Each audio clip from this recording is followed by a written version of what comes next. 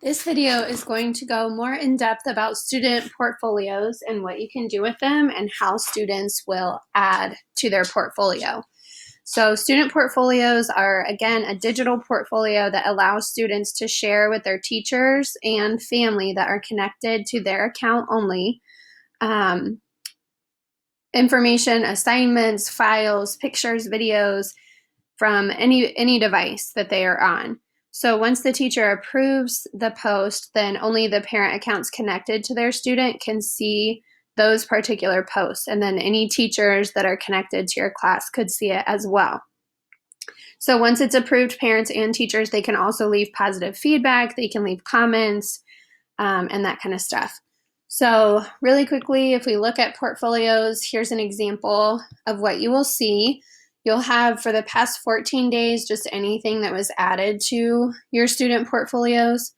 And then if you click on an individual student, you'll have just their portfolio that you can scroll through. And that will last for the whole year, not just the past 14 days. So again, types of things that students can add are photos, videos, drawings, files, and any sort of text. What students see when they log in is this screen. So students can add to their ClassDojo portfolio by logging in to their ClassDojo student account. We'll talk about how to log in a few minutes, but once they log in, what's really nice for our Elgin students is that they can log in through ClassLink. So that ClassDojo icon is already on ClassLink. They can just click on it, but you will have to provide them with their own individual student login. Once they log in to their account, this is what they'll see. The home is your class story posts, so they will be able to see anything you posted on Class Story, but then they will click the portfolio tab, and then the portfolio tab will look like this. So when they log in, this will be like any classes they are a part of.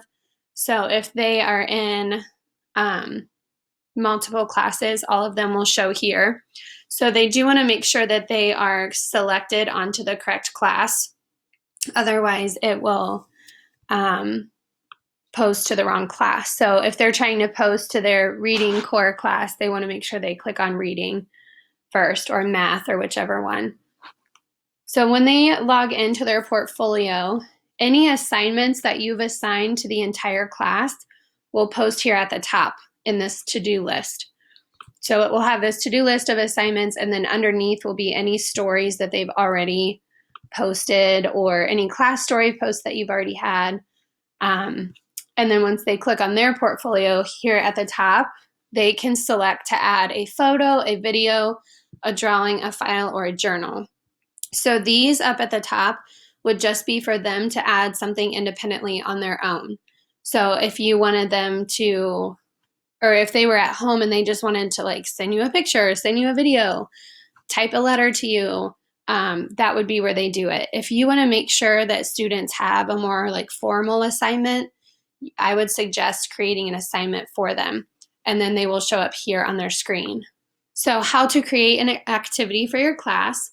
You'll click on your portfolios tab, and then right here you click create activity.